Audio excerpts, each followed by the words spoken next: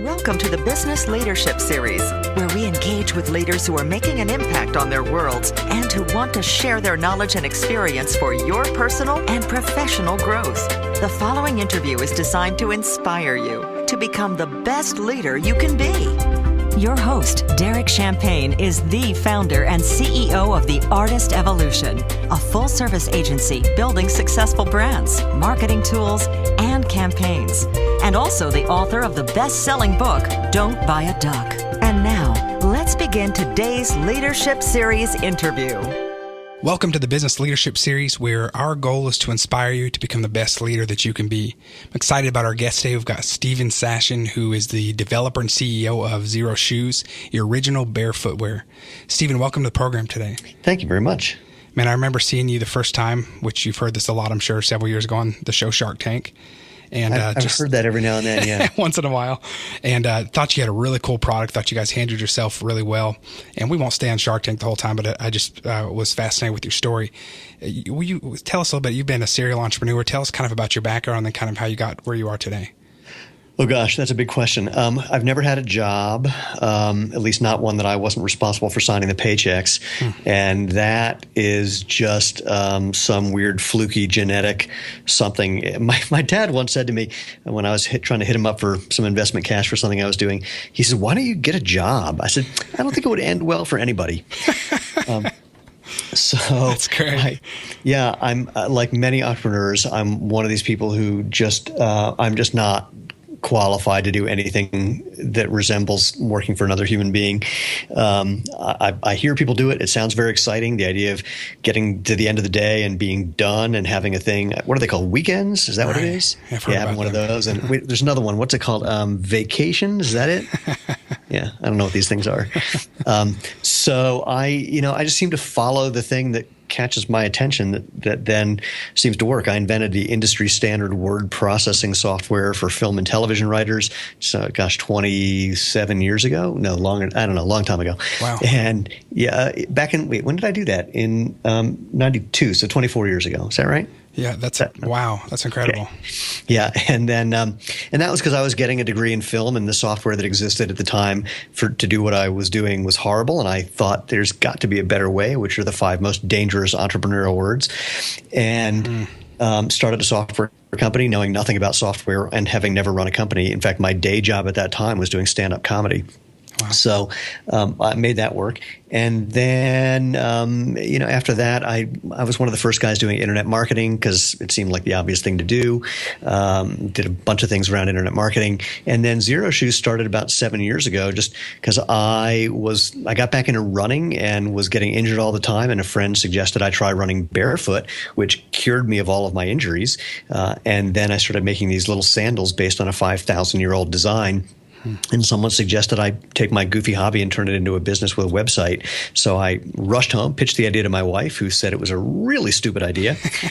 And I agreed. I said, she said it probably won't make any money. I said, yeah, you're probably right. Just a distraction from things we're doing. I said, yeah, that's true.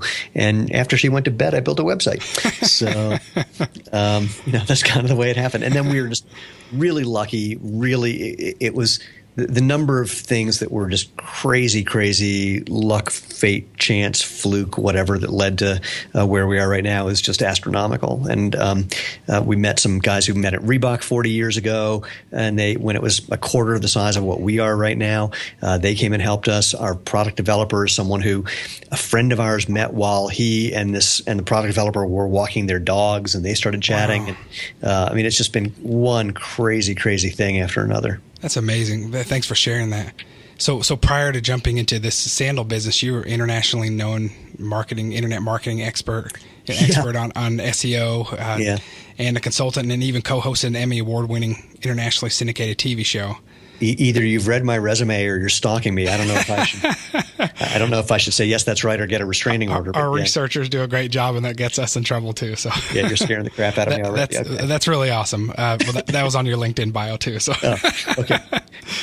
So that's amazing. So tell me about the value. I mean, I think it's obvious, but how did your knowledge of SEO help you in building a website and using technology and in launching social media like you did to have the success you're having now? Yeah, well, after I built the website, much to my wife's chagrin, I calmed her down the next day by saying, look, the people that are ranking for the keywords that I care about are there by accident. And so I can own this in just a couple of months. Wow. And that's exactly what I did. I just did I created content that I just blasted out all over the place. People that were stuff that many people would charge money for, I just turned into PDFs and gave away for free, or put it on the website and gave it away for free, and put it all over social media and gave it away for free. I basically told people how to make our products without ever buying anything from us. And it just so happened, though, that we had better materials at a better price, so there was no real reason to go out and do it on your own. But we just wanted to get the word out and make people aware of what we were doing. Someone taught me a lesson that I loved years and years ago at one of the first internet marketing workshops in the world. He said, making money is easy. Figure out where the money is flowing and get in the way. And that usually means find out where businesses are advertising and take their advertising dollars. But in terms of selling a product, that means find out where the conversations about what you're doing are already happening, and then participate in the conversations. And so that's what I did. And SEO has changed quite a bit, and obviously since 1992 when I first started doing it. Right. But the essence is still the same. Create good content, get it in front of people.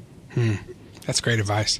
So you talked about, so when you were in the tank, you turned down an offer from Mr. Wonderful, which is shocking to some people to think of having that opportunity in the first place. It's making more sense to me now that I see your background and understand more about just the level of professional that you're already at and the other businesses you had. But what was that like for you, that experience? And then walking out of the tank, what was that like for you? Well, the show itself is really surreal. It looks like a conversation, but in real time, when you're there, it's just a free-for-all. So one of the sharks will ask you 5 questions, and while you're answering number 3, 2 of the other sharks ask you 5 more questions each. And if you switch to their questions, the first one gets mad, and if you don't switch, the other 2 get mad. And it's and sometimes they're paying attention to you, and most of the time they're not, and they're juggling like repartee with each other and trying to battle it out and find the funniest one-liner that's going to get them on the highlight reel and make them more famous and build their brand. And it was just it was really nuts. Lena, my wife, very quickly realized that this is not a business show on television. It's a television show that is loosely about business. And so there's certain things you can't do. You can't be glib. You can't, we had watched the Sharks for months and months and months. We read their autobiographies. We saw every episode of the show. But they don't know who we are. So, that false sense of familiarity is false. Right. And you can't pretend that you know these people. Or more accurately, you have to be very attentive to not acting like you know these people, because they don't know you. And the more friendly you act, or the more friendly they entice you to be, the more likely you're going to say something stupid that you might say to a friend but would never say to an investor. Right. So that was an interesting thing to realize. Like, there was a joke that I like to tell. It's a true thing, but got a punchline. And the producers wanted me to tell it, so I did. And that is, after I got back into sprinting and got rid of my injuries by going barefoot and then in sandals that I started making that eventually evolved into Zero shoes, I became a Masters All-American sprinter, which means I'm one of the fastest guys over the age of 50. And what that really means is, for men over 50, you may be talking to the fastest Jew in the world.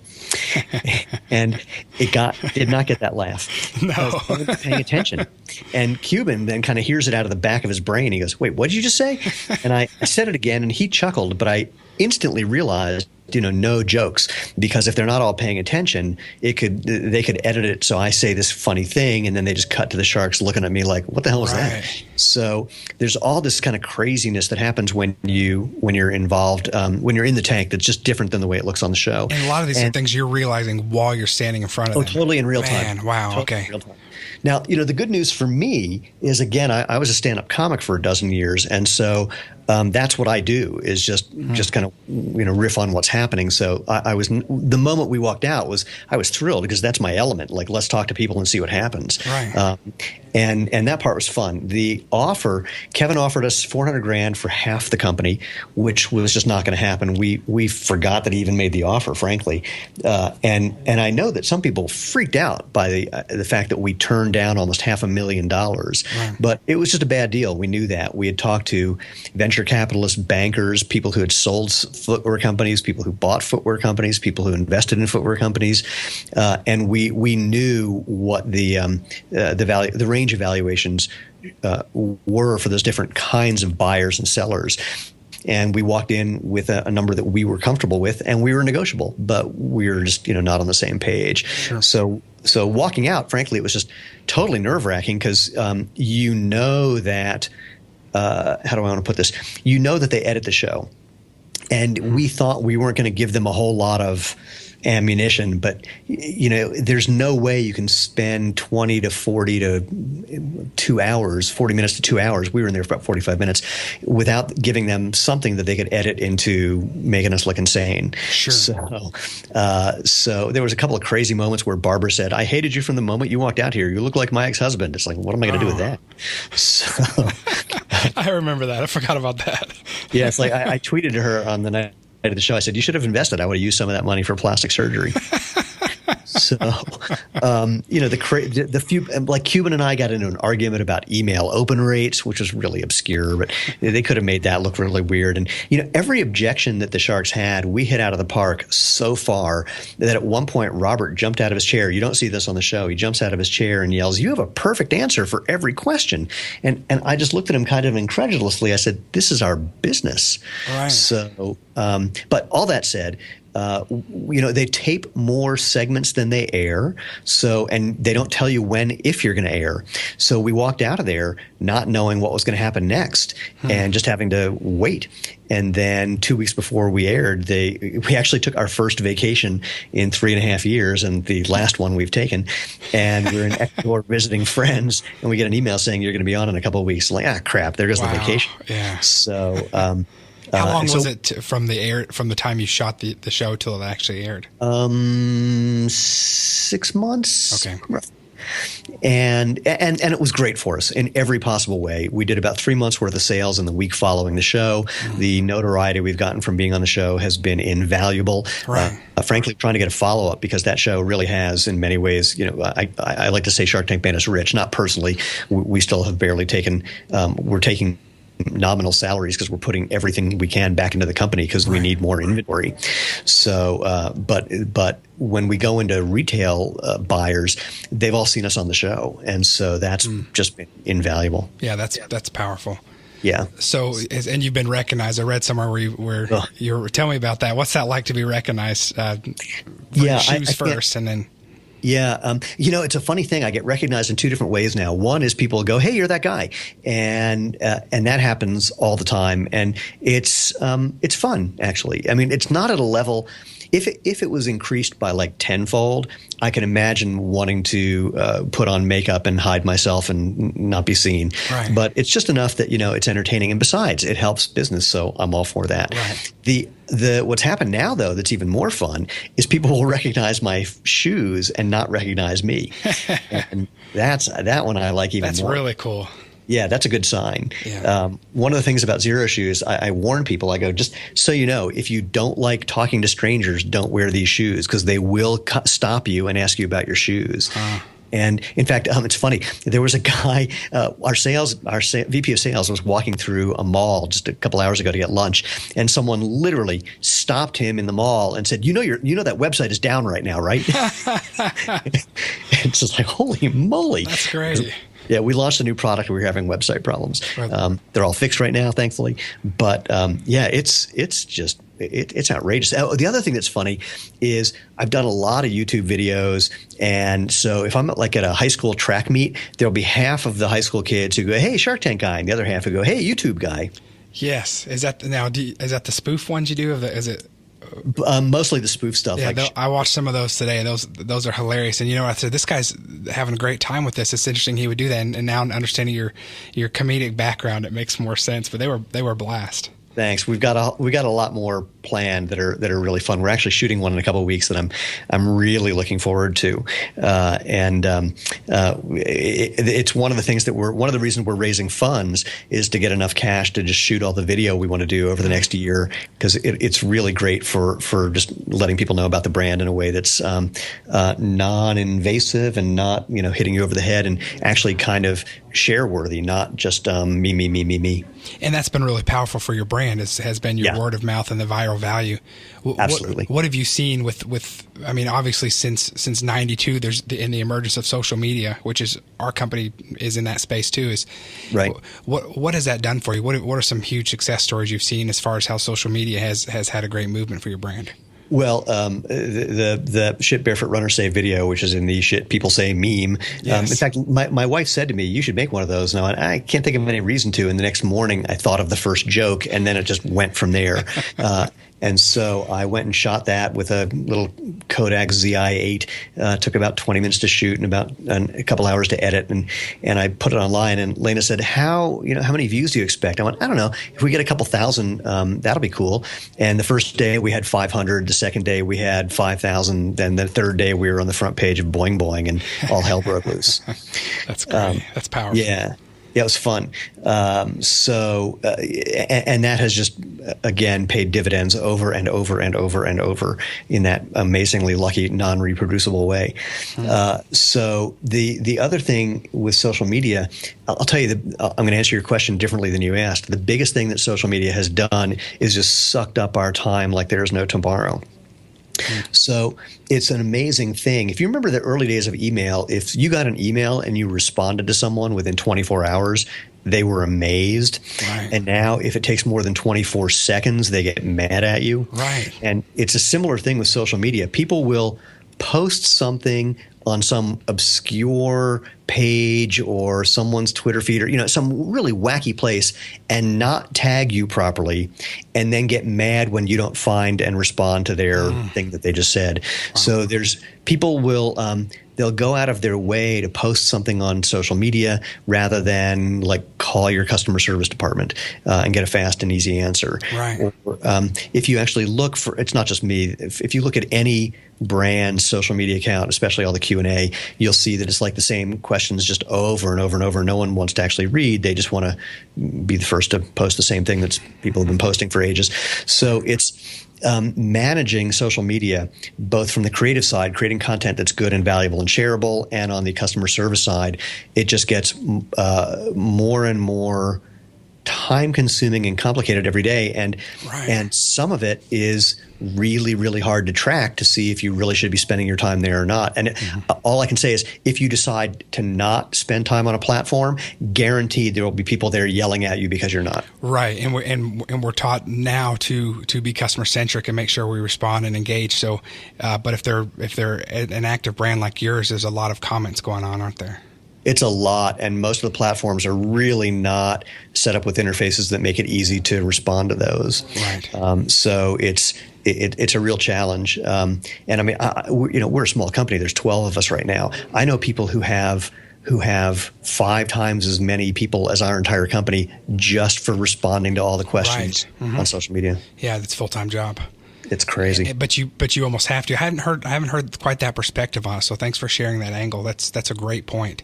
It's great to be able to engage and hear feedback, but you've also got to have a team that can respond. And if you don't respond, they're not happy. No. And the thing that, I remember years ago in the very early days when maybe even before I started the company, or maybe right afterwards, I'm not sure. I have a fake persona that I created, a guy named Bob Tzu, TZU. He's the long-lost American cousin of the Chinese philosopher Lao Tzu. And Bob taught Lao Tzu everything he knew, and that became Taoism. And then Bob kept whatever was left, and that became Daoism. And that's great. Yeah, thanks. And so that's a setup for, I'm at this big social media conference put on by American Express, and the person on the panel was saying something about how it's all about being personal, it's all about you being authentic. And I said, yeah, that's not true, because I have a fake person who's got 100,000 followers, at least did at the time, and I could train anyone to be that guy, and I could train anyone to be me if they really spent the time to learn what I knew, enough of what I knew, and to get my voice. They could get 90% of it down pretty good. And everyone on the panel was just mortified. No, it's about you being you. And finally, this one woman in the audience went, no, I need to know if it has to be me, I'm not going to do it. And I need to know if I'm going to hire someone, do I pay them $3,000 a year, $30,000 a year, $300,000 a year? How do I know? And it was really hard to have an answer for that back then, and it's still hard. Right. I think there are a lot of people who don't know if they're making money with social media or not. Yeah, it's one of those things that we've seen as well that businesses are still trying to quantify. They want help with it or they want to do it themselves, but there's a diminishing return to how much you invest into it. That's right. And then, of course, there's so much demand that I think my neighbor's dog is now a social media consultant. It's almost like real estate in 2007, 2008, and the stock market in 1999. I mean, everybody's a social media expert now. Mm-hmm. Yeah, you're right. So let me ask you a little bit about your early days. So I love that this product, that this brand you have now it came out of a need that you had, right? So you were experimenting with running barefoot, and tell me a little about that. And then I'm really curious to know when you said, I think we're on to something bigger here. What happened for you that made you think this is something we need to explore on a bigger level? Yeah, that part was day one, but I'll come back to that. Okay. So the short form with the whole idea of barefoot running, it's not about being bare in your bare feet. It's about using your body naturally. So your feet are designed to bend, to flex, to feel the world. You have more nerve endings on the bottom of your feet than anywhere at your fingertips and your lips, and that's not an accident. You're supposed to use that. You're supposed to feel things. That helps with balance and agility. If you don't use it, you lose it, and things happen like what happened to my dad a year ago. He hadn't had his bare feet on the ground in a while, and he didn't have really good balance and kind of had a stumbly gait, and he tripped, fell down, broke his hip, and was dead 2 weeks later. And that's a really, really common thing in the elderly. We had a customer early on who said he was looking for these magic vibrating insoles to help regain his balance and couldn't find those, but he found a blog post that I wrote that said, you don't need magic vibrating insoles. You just need to take off your damn shoes and go outside. Wow. And so he, since he couldn't find the insoles, he said, I decided to put your theory to the test. And that was 2 weeks ago, and I just threw away my walker. And it's not that this is an issue for elderly people. It's an issue for all of us. If you don't let your feet bend and move and flex the way they're supposed to, that function tries to move up into your ankle, your knee, your hip, your back, all the way up to your head, which are not designed. Those joints aren't designed for that function, and that can cause all sorts of problems and pain. So this is all about just getting back to using your body the way it's supposed to. The modern motion-controlled padded running shoe, it's about 45 years old, and there's literally been no evidence whatsoever presented to show that it helps reduce injuries or improve performance. Zero.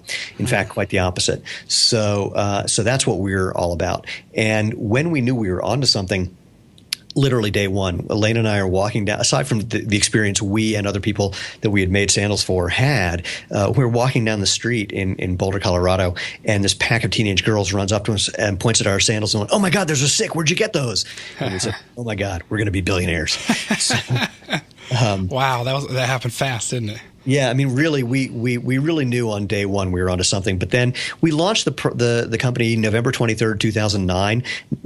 Winter, not the best time to launch a sandal company necessarily. Recession, not necessarily the best time for launching a business. But by January, it was our full-time job. Wow. By August or July, we're sitting there with those Reebok guys that I mentioned who are helping us design products and helping us plan a business. And it just kept growing and growing and growing. So the biggest thing is we would just get orders. We'd get an order from someone who was maybe the barefoot runner, and then a week later we get another order for the rest of the family. And that's what really let us know that there was a there. Wow, that's incredible. Thanks for sharing that. Mm-hmm. So tell me, what's your proudest accomplishment that you've had? Oh, wow. That's a really interesting question. Pride is not one of my things. So, but I'll say there's two that pop into my mind to answer that. One is I came into this without a background in footwear or shoe design, but my skill set is sort of looking at things and identifying what the core causative factors are. Like, what's the real thing that's happening here? And I'm actually really good at understanding movement. When I was in college, my undergraduate thesis in cognitive psychology was cognitive aspects of motor skill acquisition. I have a knack for understanding movement.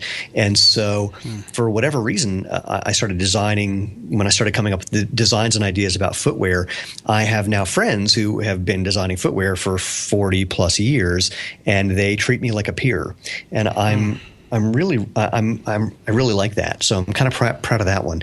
And the other one is my wife and I started this company without knowing each other as working people, let alone working together people. Wow. When we got together, I had some investments that had been doing really well, and we were retired for the first 9 years that we were together. And when we started the business, we never talked about it. We just did it. And we're a really good team. She's a great finance and ops person, and I'm a marketing product guy. And working together has been the most satisfying thing of my life. So it's not necessarily something I'm proud of. I'm just so grateful. And watching how Lena has just grown as a business person is one of the most amazing things I've seen. I'm still the same, doofus that I've been all along, but she's really, stepped up, and it's amazing to watch. Wow, that's really cool. That's a great answer. So what does success look like for you? How do you measure success? Well, when you're visiting me on my island, then we can, I don't have a clue. The footwear industry is a really interesting, very competitive business. And one mark of success, I'll say, is that one of our competitors contacted one of our large retail accounts and had our order canceled. So they were a little nervous, and I like that. So there are a number of things. We feel very, very strongly about this whole idea of natural movement, and we really want to make that a thing. Do I harbor the illusion that we'll be able to change the world and have all people wearing footwear that's good for them? No. Can we make a big enough difference, hopefully beyond the Whole Foods Tesla driving crowd? Yes. Right. What's that number going to look like? How's that going to play out? I don't know. On a personal level, Lana and I say we're on the entrepreneurial retirement program. And so we definitely have some financial goals personally, because we put everything into this, and I'm 54 years old. I don't want to be working till the day I die, or I don't want to die from working. So put all that together. I know the amount of money that we would like to have in a suitcase underneath the bed, just in case. And frankly, our company's already valued at much more than that. So, but we have a lot that's on our list to do, and I've got a couple ideas that are really, really industry shaking if I can do them. Well, again, whether they would actually change the industry. Actually, I know they would not change the industry, because I've seen products that have that possibility, and the vested interests have too much invested in their interests. So they're not going to change everything they're doing just because someone comes up with a better idea. But nonetheless, I want to get these. I've got a couple ideas that I would really love to get out of my head and onto people's feet and see what happens. Because I don't know anything about footwear, I've come up with some ideas that are a little unusual. Wow. Thanks for sharing that. So, you've done so much. You've had a pretty diverse career and had many accomplishments. But what is it? Is there anything on your bucket list you've yet to do? Just either professionally or for fun? Climb a mountain, take a nap, take another vacation. I want to hang out with gorillas and chimps. Really? Yeah, absolutely. It's literally the only thing on my bucket list is to somehow, get to hang out with chimps and or gorillas. Don't know how, don't know where, haven't gotten that far yet.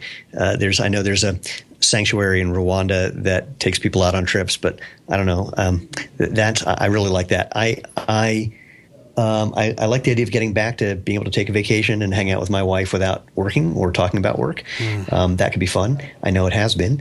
And I've got some ideas as a sprinter and as someone who got into sprinting late in life. The way sprinting is currently taught is a little haphazard. And because I have this weird background, having taught everything from gymnastics to Zen archery, and having been one of the early people doing biofeedback, and I have some ideas about how to coach sprinting that I want to connect. There's a couple of people who are currently doing this for the U.S. Olympic Committee. I want to connect with them and try out some of these ideas and see if we can make a difference for people. That's kind of on my list. And the thing that I'm really good at is coming up with ideas. I'm not really good at honing them and deciding this is the one, but I'm really good at just pulling together ideas from disparate places and turning them into something that makes people go, oh, wow, I never thought of that. And so I'd like to have an opportunity to do that, whether that's being part of a think tank or something. That could be a lot of fun. I've done some of that, and it's the most fun I've ever had and the most exhausting thing I've ever done, because it just makes my brain go on fire. But man, it's a blast. So that's for you too. Yeah. Well, so that's on my list, but that's all so far out of my brain right now because we have so much to do. Right now, the only thing on my bucket list is having my to-do list at the end of a day be shorter than it is at the beginning of the day. Well, that's a good objective. Last question I got to ask you. My wife and I are obsessed with stand-up comedy. She worked in her early days, I think, at Governor's Carolines in New York. Oh, my God. And then she worked at the Laugh Factory, and we met when I was managing a comedy club called the Ha Ha Comedy Club in North Hollywood, California. That's where I met my wife, and now we live here in Northwest Arkansas. So we follow comics around, though. When we get a vacation, we go see comics. Tell me a little bit more about your stand-up comedy a little bit. Because wait, let's back up. When was she at Governor's? It was probably the beginning of 2000. Oh, way after my time. Okay. Oh my God, I got more stories than I know what to do. So, as I'm sure you do. But you were at Governor's. Yeah, I worked at Governor's. So I was in New York working out of Catch on the Improv from 19. When did I graduate college? 19. I got out December of '83. So January of '84 until when I moved to Colorado in the end of October of '93. So I was based out of New York, and so I did all those clubs. And the number of people who I hung out with who are now famous comics, because geez, they've been doing it for 30 plus years, is pretty high. Wow. And the number of comics that I know who most people don't know who are funnier than most of the comics that people do know is really high. Right, yes. And, we went to the Oddball Comedy Festival last couple of years in a row. It's a big comedy tour. And my wife and I knew a lot of the people from the early days of when we were booking or when we were bartending and things like that at the clubs. It was amazing how they persevered and were some of the headliners now. Yeah, no, we did the same thing when that tour came out to Red Rocks here in Colorado. It was a great show, and I think probably half the people up there were people that I knew. Cool. Was that the Oddball one? Yeah. Awesome. Yeah, we went last 2 years in a row. That's our new tradition is to follow that one. So it's a good show. It was that was a blast. Yeah, you go this year or last year? I have no sense of time anymore, so let's just say not this summer, last summer. Okay, it was either Amy Schumer or it was. No, for ours, let's see. It was Aziz and Sarah Silverman. Yes, okay. Yeah, we saw Aziz and Amy Schumer and that whole group. And then interesting. Amy wasn't there for ours. This year was a whole other group, and it was still pretty good. So I'll tell you the thing that's amazing is if you look at the history of comedy, there were never this many good comics in the world. The comedy boom that happened that I was part of in the 80s and early 90s just created this plethora of really good people, and it's just unheard of. I mean, if you look at television in the 60s and 70s and 80s, it was just a handful of guys, and and now it's just a whole different thing. I'm still waiting, frankly, because a lot of these comics are now in their mid 50s to mid 60s, and I know that they all bitch and moan about how there's not stuff written for them that shows up on television and movies, and I'm just waiting for them to finally go, you know what, let's just do it, and studios be damned, and create stuff that is not for millennials but is for us. And I have a sneaking suspicion it would be tremendous. I'll tell you this one story. You'll appreciate this. A friend of mine who's a comic and also a professional photographer, he's doing that for years, was the photographer for a 50th birthday party for another very well-known comic who was also a producer and writer. And so everyone at the party was all comics, producers, writers, etc. And he sends me the photos, and I said to him, "What were you doing at the old Jew convention?" But it really is. It's a crazy thing. The number of people who've been mastering this craft by doing it for more than 30 years. Right. It's just unheard of. Yeah, we had a friend that was going out to California, and I think I've been out of California for almost 15 years, and I contacted some of my same old comic friends who were still doing the same clubs and the same, and they were able to introduce my friends. Same jokes, some of the same jokes, a little more polished, but yeah, and so it was amazing. Hey, thank you so much for being my guest today. I could probably talk to you for hours about stand-up comedy and just hear some of your stories, because I know you've got some great ones. We'll do that another time. But Steven Sashen, developer and CEO of Zero Shoes, that's the original bear footwear, and that's Xero shoes.com. Man, thank you again. I love learning from you, and I love following what you guys are doing. It's a really cool story. My pleasure. Thanks so much. This has been a treat. Take care. We'll keep following the great things you're doing. I look forward to it. Thanks. You've been listening to the Business Leadership Series, where we engage with leaders who are making an impact on their worlds and who want to share their knowledge and experience for your personal and professional growth. This interview was designed to inspire you to become the best leader you can be.